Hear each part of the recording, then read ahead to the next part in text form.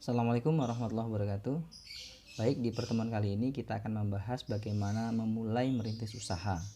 Nah, bagaimana cara memulai usaha baru maupun mempertahankan bisnis kita supaya bisnis tetap fokus saat buka usaha, meskipun saat ini kesulitan dan tantangan datang bertubi-tubi. Tentu memulai merintis usaha, membangun motivasi usaha, memiliki langkah-langkah, memiliki cara-cara. Nah, untuk itu kita akan coba bahas satu persatu bagaimana langkah-langkah untuk memulai sebuah usaha.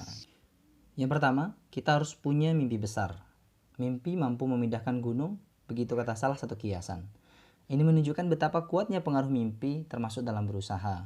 Nah, makanya saat memulai sebuah usaha, saat memutuskan usaha sendiri, kita sebaiknya punya mimpi dan cita-cita yang jelas, spesifik, yang menjadi tolak ukur kita dalam memulai sebuah usaha. Nah, mimpi tersebut sebaiknya sesuatu yang pantas, kreatif untuk dikejar dan diperjuangkan. Jika tidak, mimpi akan mudah dikalahkan dan nomor duakan oleh tekanan, oleh kebutuhan dan tuntutan jangka pendek maupun jangka panjang yang biasanya terlihat dari urgen atau untuk dipengaruhi.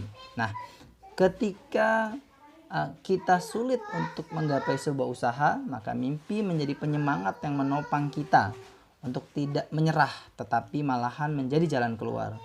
Mimpi menjadi benteng terakhir. Beberapa motivator terkenal menyarankan bahwa mimpi tersebut harus spesifik dan jelas. Dituliskan dalam sadik kertas, kemudian diresapi dan diingat setiap waktu. Dengan demikian, cita-cita itu terinternalisasi dan dalam diri secara kuat dan mengakar. Yang kedua, bekerja berdasarkan passion. Bekerja karena dorongan cinta atau hobi, pasti hasilnya akan berbeda, bukan? Ada keinginan kuat memberikan yang terbaik. Kasarnya, tidak ada bayar pun kita mau mengerjakan hal tersebut. Nah, passion merupakan penyemangat yang manjur saat bisnis sedang susah.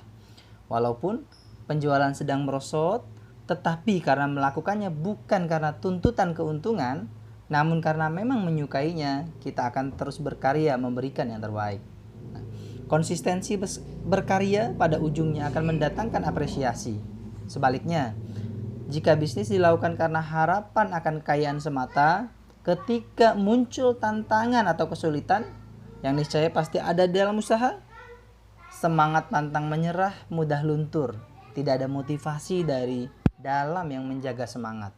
Umumnya, membangun usaha sendiri membutuhkan waktu. Step by step itu ada. Jarang yang bisa berhasil dalam waktu pendek. Stamina untuk bertahan paling efektif. Efektif sekali dalam motivasi yang muncul dari dalam. Itulah passion. Yang ketiga, belajar dari orang sukses. Banyaklah belajar dari orang-orang yang sudah berhasil. Dari mereka kita akan paham bahwa jalan membangun usaha itu tidaklah mudah. Ada proses berliku, naik turun terjal, yang mau tidak mau harus dilewati jika ingin berhasil. Nah, yang sukses pun pernah melewatinya. Mereka berhasil karena bisa bertahan. Coba dulu berhenti di tengah jalan. Pasti keberhasilan yang mereka dapatkan sekarang tidak akan pernah terwujud. Nah, pengalaman orang sukses ini menjadi pengingat yang kuat, menjadi pemompa semangat ketika sedang lelah atau gundah. Kalau para pebisnis sukses saja butuh waktu dan bahkan butuh pengorbanan untuk bisa berhasil. Wajar saja kita yang baru memulai usaha menghadapi masalah. Makanya kita jangan pernah bosan hadir di seminar, mendengarkan talkshow di radio atau dimanapun itu, membaca tabloid mengenai berbagai sharing bisnis, kisah sukses orang-orang berhasil. Nah, itu adalah hal yang sebaiknya rutin kita lakukan. Bukan hanya untuk menimba ilmu, tetapi lebih dari itu, menjadi booster semangat di tengah tantangan untuk memulai usaha sendiri. Yang keempat, pentingnya support keluarga. Tentu kita punya keluarga semua, bukan? Nah, kenapa harus dukungan keluarga penting saat buka usaha sendiri? Saat bisnis sedang sulit, biasanya cash flow rumah tangga kena imbasnya. Yang dulunya bisa ke mall setiap minggu, bisa berlibur setiap tahun bahkan 2 kali, sekarang harus dikurangi atau bahkan dihapuskan sama sekali demi berhemat untuk keuangan usaha. Keluarga yang paling merasakan dampaknya dan Reaksi keluarga ikut menentukan terus tidaknya usaha tersebut.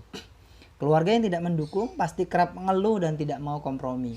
Saya melihat beberapa orang yang akhirnya mundur dari berbisnis karena tekanan dari keluarga, yang ingin tetap mempertahankan gaya hidup, tidak mau prihatin, padahal kondisi keuangan yang sedang tidak memungkinkan.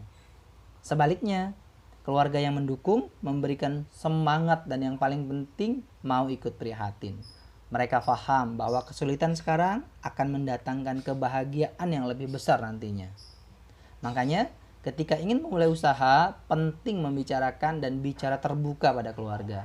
Menjelaskan bahwa memulai bisnis akan menghadapi masa-masa sulit di awal, tantangan yang tidak mudah, yang membutuhkan dukungan dan pengorbanan dari keluarga. Kunci sukses memulai usaha sendiri tidak hanya produk yang bagus, strategi pemasaran yang bagus, tetapi lebih dari itu. Butuh kekuatan dan keuletan untuk terus bertahan. Bisnis itu penuh tantangan dan rintangan, karena ketika pebisnis mundur sebelum sampai tujuan, segala strategi dan rencana yang jitu serta produk yang mumpuni menjadi sia-sia semata. Nah, yang kelima, menghadapi persaingan. Apa pendapatmu jika ada yang membuka usaha serupa di sebelah usahamu? Tentu jengkel, bukan? Ini pertanyaan klasik yang sudah pasti banyak dilontarkan oleh mereka yang melakukan usaha sendiri. Usaha baru dimulai dan bagus perkembangannya. Tidak lama kemudian ada yang membuka usaha serupa di sebelah usahamu. Bagaimana cara kita menyikapinya? Yang pertama, terimalah kenyataan bahwa persaingan itu bagian yang tidak terpisahkan dari suatu usaha atau bisnis. Bisnis yang maju pasti menarik persaingan. Yang kedua, adanya persaingan memberikan masukan ke dalam usaha kita soal apa yang masih menjadi kekurangan dan perlu diperbaiki. Yang ketiga, adanya persaingan menunjukkan bahwa usaha yang kita lakukan memiliki potensi pasar yang bagus, sehingga pesaing berani masuk.